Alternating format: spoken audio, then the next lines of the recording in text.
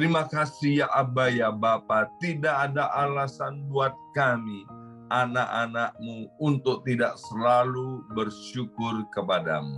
Sebab Engkau Tuhan Allah kami yang maha baik, yang mencintai dan mengasihi kami apa adanya. Terima kasih Bapa.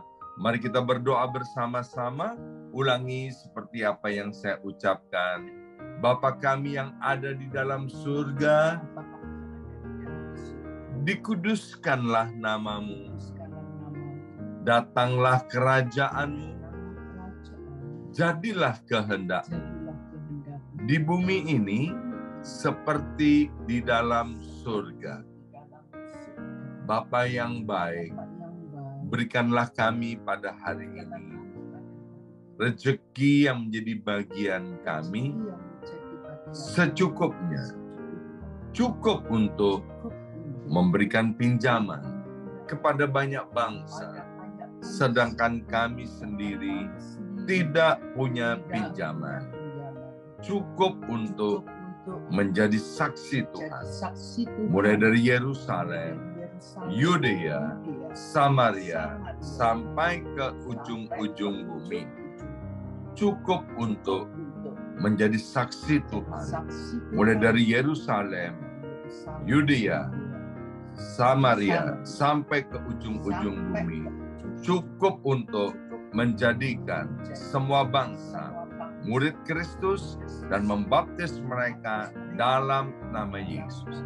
Terima kasih Bapa untuk rezeki yang secukupnya, dan ampunilah dosa-dosa kami, ampunilah kesalahan kami, seperti kami pun mengampuni orang-orang yang bersalah kepada kami.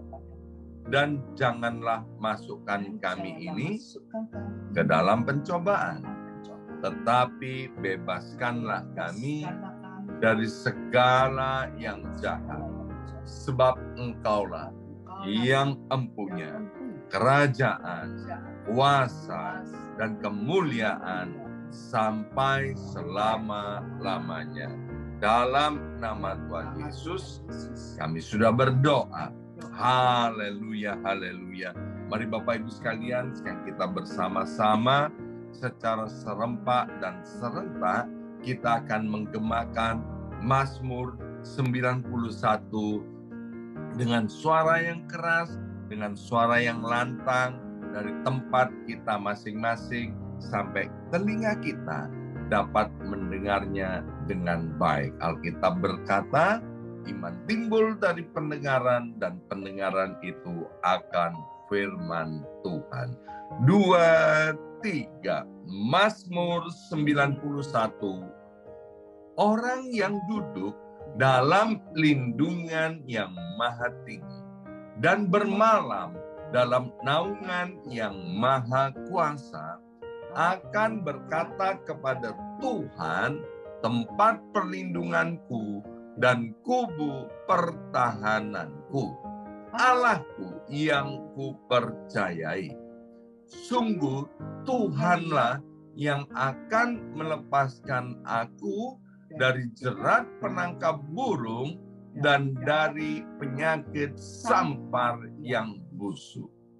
Dengan kepaknya Tuhan akan menudungi aku. Di bawah sayapnya aku akan berlindung. Kesetiaan Tuhan ialah perisai dan pagar tembok. Amin, amin, amin. Terjadi di dalam nama Tuhan Yesus.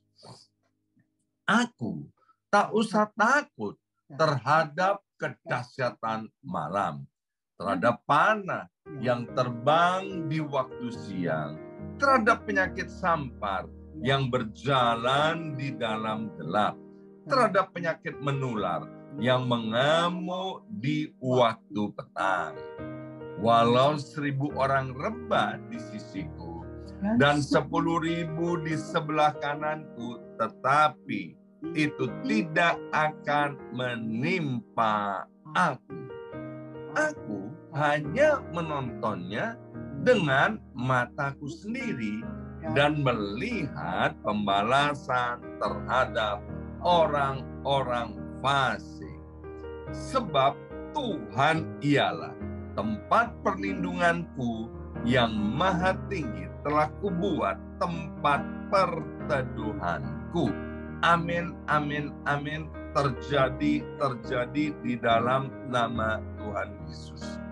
Malapetaka tidak akan menimpa aku, dan tulah tidak akan mendekat kepada kemahku.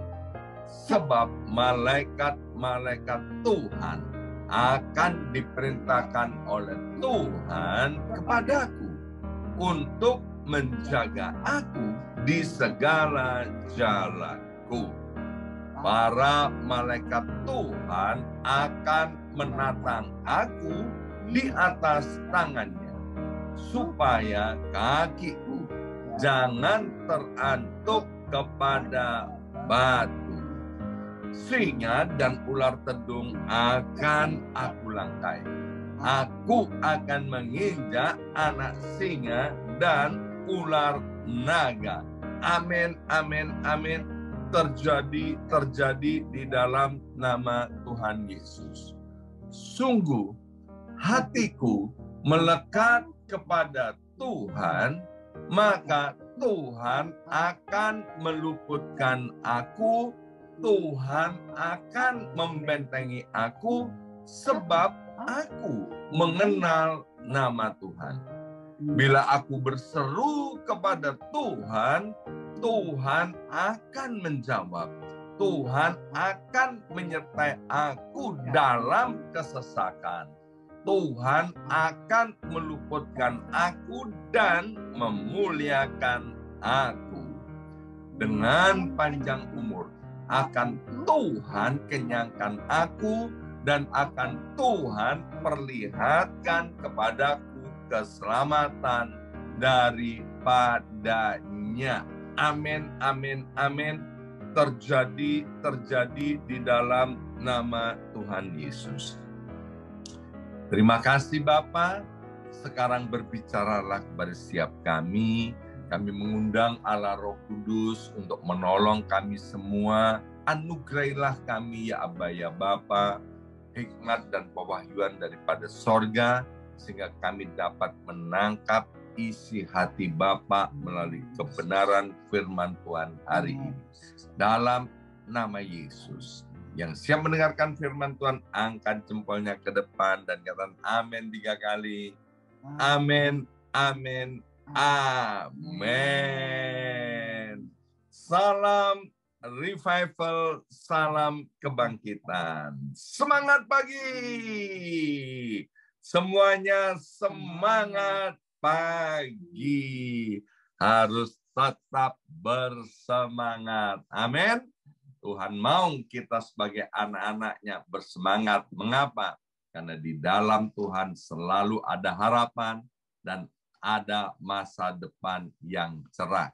Orang yang tidak bersemangat karena mereka tidak bisa melihat Tuhan dan tidak bisa melihat hari depan yang begitu indah. Ya, baik Bapak Ibu sekalian, senang sekali saya boleh bersama-sama dengan Bapak Ibu sebagai keluarga di dalam Tuhan yang terus bersemangat dan antusias. Dan renungan kita pada hari Kamis ini, 20 April 2023, masih tetap diambil dari kitab Amsal pasal 21. Ya. Dan sekarang saya akan bacakan ayat yang ke-9. Ayat yang ke-9 dan ayat yang ke-19. Dari Amsal 21, ayat 9 dan 19. Demikian bunyi firman Tuhan, lebih baik tinggal pada sudut soto rumah daripada diam serumah dengan perempuan yang suka bertengkar. Ayat 19. Lebih baik tinggal di padang gurun daripada tinggal dengan perempuan yang suka bertengkar dan pemarah. Ya, Ini bicara yang pertama tentang yang namanya bertengkar, ya. Saya ini salah satu hal yang paling tidak suka ketika melihat keluarga bertengkar atau jemaat bertengkar, ya. Kalau ada tamu-tamu dari Indonesia, mereka tanya gini, Pak Yongki, apa yang menjadi tantangan ketika melayani di New York? Ya, hal bertengkar ini selalu saya ucapkan. Setelah beberapa hal, satu hal ini nggak pernah saya lupakan. Saya paling nggak seneng kalau lihat ada keluarga yang bertengkar atau ada jemaat yang bertengkar. Apalagi suka bertengkar, ya. Bapak ini sukanya makan apa, ya kan? Wah, semua saya bisa makan. Iya, saya tahu semua bisa makan, tapi sukanya apa? Ya kan? Kalau misalnya diperhadapkan antara rawon dengan nasi pecel, ya kan? Semua bisa makan, tapi lebih suka yang mana? Oh ya, saya lebih suka nasi pecel misalnya, ya kan? Kan begitu. Ini bicara tentang bertengkar dan suka bertengkar. Jadi hal yang pertama yang Tuhan mau sampaikan melalui Amsal 21 hari ini, jadilah orang yang suka damai, bukan suka bertengkar. Demikian juga kalau menjadi perempuan, jadi perempuan yang cinta damai, suka damai. Jadi seorang istri, jadilah istri yang suka damai. Jadi seorang suami, jadilah suami yang suka damai. Jadi seorang pria yang belum menikah, jadilah pria yang suka damai. Ya. Nah, di Amsal 17 ayat yang ke-14, kita mundur beberapa pasal di belakang, memulai pertengkaran, ya, dikatakan adalah seperti membuka jalan air. Jadi undurlah sebelum perbantahan dimulai. Jadi pertengkaran itu sumbernya dimulai dari perbantahan. Perbantahan itu apa? Mempertahankan egonya, mempertahankan pendapatnya. Perbantahan dimulai kenapa? Karena nggak mau kalah. Sebab kalau kalah dalam pembicaraan atau kalah dalam mengungkapkan pendapat itu kemudian merasa terhina, merasa kemudian direndahkan, ya. Dan kita harus meneladani Kristus Yesus Tuhan, kakak sulung kita, Tuhan kita. Dia yang pertama, dia juga Bapa kita, Allah kita. Kita lihat dalam pelayanannya selama di atas muka bumi ini, apakah Tuhan Yesus suka bertengkar? Ya, ketika ada orang-orang tidak suka dengan Tuhan Yesus, bahkan Tuhan Yesus itu punya kekuatan, punya kemampuan untuk mengalahkan mereka. Tapi kita lihat Yesus nggak suka bertengkar. Orang Jawa bilang gini, sing waras ngalah. Ya, Yesus Tuhan itu lebih daripada waras. Dia nggak suka berbantah-bantahan. Ya, orang yang nggak suka berbantah-bantahan, dia nggak suka bertengkar. Orang yang suka berbantah-bantahan, mempertahankan pendapatnya, dia akan suka bertengkar. Satu kali ada suami istri ini bertengkar, gara-gara begini, suami istri ini mereka pergi ke mall, ya, pulang dari mall, dia cerita nih suami istri, ya kan, yang suami bilang itu loh tadi, ya kan, temenmu yang pakai baju merah tadi, waduh, itu orangnya begini begitu, begini begitu. Oh, si Mince itu ya, iya, si Mince itu yang pakai baju merah. Ngawur kamu. Tadi dia bukan pakai baju merah, dia itu pakai baju biru, ya kan? Nah, yang suami melihat itu Mince pakai baju merah, tapi istri melihat baju biru. Dan di situ mulailah pertengkaran terjadi. Yang satu bilang, enggak, dia pakai baju merah. Enggak, dia pakai baju biru. Yalah, urusan dia pakai baju merah, baju biru. Enggak usah dibesar-besarkan. Kan baiknya begini, oh ya, berarti aku salah lihat. Saya pikir tadi bajunya merah atau ngalah. Saya pikir itu bajunya biru. Ya udah selesai. Tapi kalau mau berbantah-bantahan, itu orang akan kemudian masuk dalam pertengkaran. Satu kali saya ngobrol nih sama seorang teman. Saya bilang, wih, orang itu kaya banget, ya kan? Saya tafsir orang itu, ya kan? Dia meskipun orang Indonesia, masih sangat muda, ya. Harta kekayaannya, kalau 25 juta US dollar aja, ada loh. Tapi teman saya yang lain, salah Pastor, itu kayaknya 50 juta aja ada. Ya kan? Saya bilang kan 25 juta. Teman saya bilang 50 juta US dollar aja ada. Saya bilang, ya nggak apa-apa lah. Saya anggap dia kekayaannya 100 juta. Ya kan? Selesai. Ya kan? Daripada, enggak lah, dia pasti 25 juta. Enggak, itu 50 juta. Saya bilang, nggak apa-apa deh. Saya naikkan lagi dia 100 juta, selesai, ketawa, hahaha, hihihi, ya kan? Nggak usah berbantah-bantahan, Bapak Ibu sekalian. Nah, orang yang suka berbantah-bantahan nanti akhirnya akan masuk dalam pertengkaran. Dan kalau bertengkar, kata Amsal 17 ayat 14 itu seperti membuka jalan air.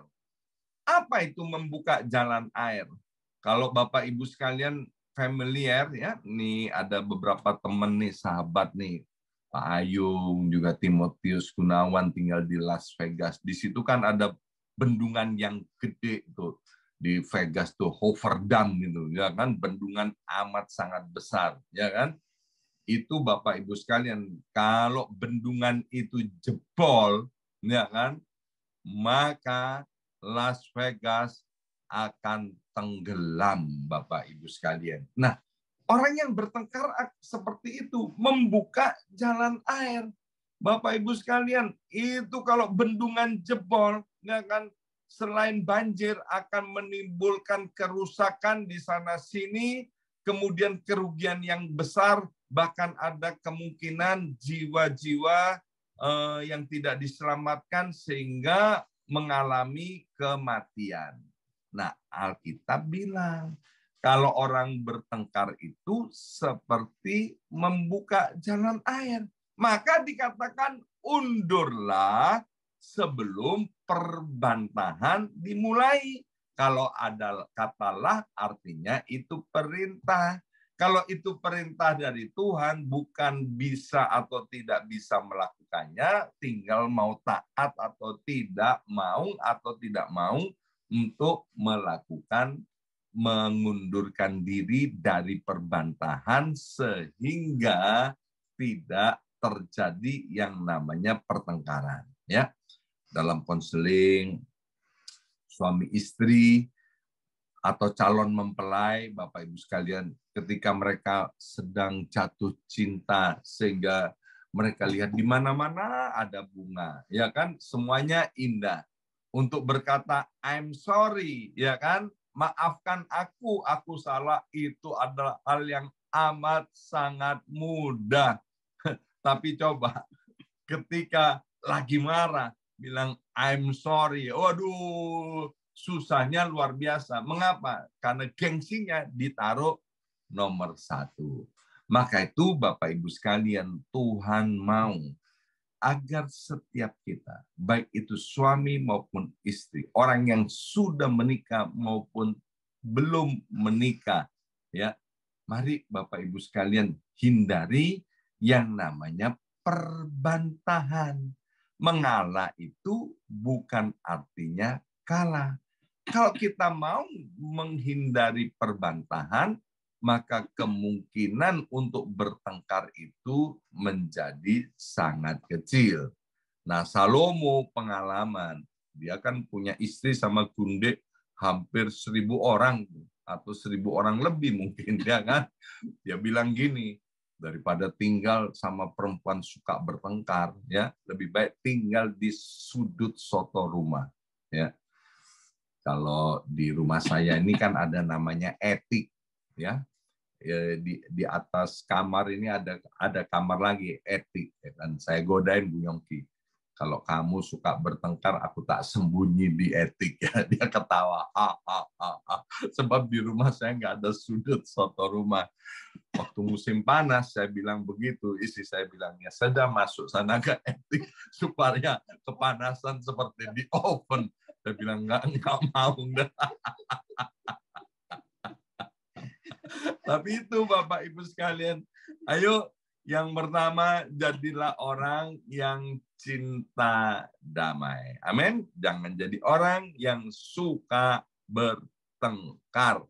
Orang yang bertengkar, ya kalau menang juga nggak dapat apa-apa. Kalau menang melukai yang satunya. Maka itu sebelum pertengkaran itu dimulai, mundurlah. Ya, mundurlah dari perbantahan. Ya.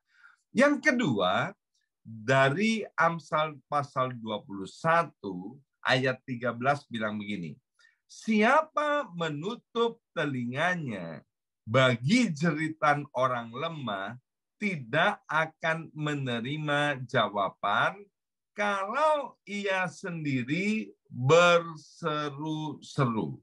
Bapak Ibu sekalian, kekuatan anak Tuhan, sekali lagi, kekuatan anak Tuhan itu terletak pada doanya. Saya ulangi, kekuatan daripada anak Tuhan itu terletak pada doanya. Kita harus bersyukur Bapak Ibu sekalian, ya. Doa orang benar nih, kita ini kan sudah dibenarkan oleh karena Kristus. Bila didoakan dengan yakin, Alkitab bilang sangat besar kuasanya. Nah, iblis tahu musuh kita itu iblis. Dia mau agar supaya anak-anak Tuhan itu jangan suka berdoa. Nggak kan? Iblis itu mau agar anak-anak Tuhan itu malas berdoa.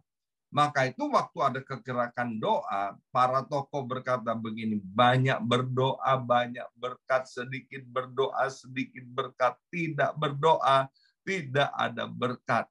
Nah, orang yang menutup telinganya, kata Alkitab, dari jeritan orang yang lemah, maka waktu dia berdoa, itu doanya tidak dijawab. Nah, pertanyaannya, siapa orang yang lemah itu? Ya, salah satunya 1 Petrus pasal 3 ayat yang ke-7, nanti Bapak Ibu bisa baca, ya. Salah satu orang yang lemah itu disebutkan di Alkitab adalah bagi orang yang sudah keluarga, itu adalah istri. Istri itu adalah orang yang lemah. Maka itu buat setiap suami, mereka wajib hukumnya, ya, untuk mendengarkan istrinya, memperhatikan istrinya. Apa yang menjadi keluhannya itu harus diperhatikan.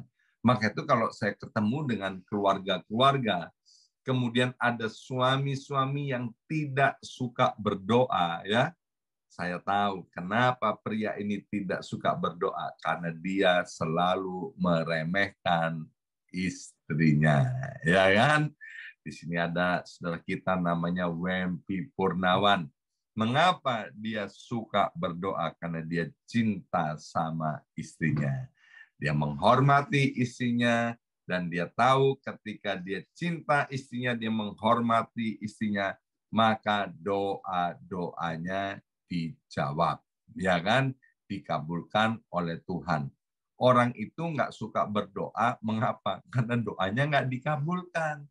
Kalau doanya dikabulkan, maka dia akan suka berdoa. Mengapa orang doanya tidak dikabulkan? Karena dia menutup telinganya terhadap jeritan orang lemah. Ada orang-orang lemah di sekitar kita, ya, yang lemah imannya, ya, lemah kesehatannya, ada yang lemah, macam-macam lah. Orang-orang yang lemah itu dikirimkan ke dalam hidup kita, kita mesti bersyukur loh. Karena kita tidak termasuk golongan orang yang lemah. Artinya ketika ada orang-orang lemah dikirimkan dalam hidup kita, inilah waktunya buat kita memperhatikan orang yang lemah itu. Dan waktu kita memperhatikan orang yang lemah itu, Tuhan itu yang akan melihatnya buat kita. Mungkin kita nggak dapat balasan apa-apa dari orang lemah itu. Tapi jangan khawatir Bapak Ibu sekalian, waktu kita memperhatikan orang lemah, dan Tuhan juga melihat kita sebagai pribadi yang lemah, waktu kita berdoa kepada Tuhan, Tuhan mengabulkan doa kita seperti kita memperhatikan orang lemah, Tuhan juga yang akan memperhatikan hidup kita. Ya, hari ini kita belajar dua hal dari Amsal 21 ini. Yang pertama, jadilah pribadi yang cinta damai. Yang kedua, mari Bapak Ibu sekalian, jadilah seorang yang bijaksana, yang suka memperhatikan dan mendengarkan orang yang lemah, serta menolong orang-orang yang lemah yang Tuhan kirimkan dalam hidup kita atau yang ada di sekitar kita. Amin. Mari kita berdoa. Materai siap benih kebenaran firman Tuhan pada hari ini, ya Aba, ya Bapa. Biarlah Roh Kudus menolong kami untuk kami menjadi orang-orang yang berbahagia, diberkati oleh Tuhan. Karena kami mendengarkan firman Tuhan dan melakukannya. Roh Kudus menolong kami sehingga kami menjadi pribadi yang cinta damai, menjadi pribadi yang mau mendengarkan, memperhatikan, dan menolong orang-orang yang lemah yang Tuhan kirimkan dalam hidup kami. Dalam nama Yesus kami sudah berdoa. Haleluya. Amin, amin, amin.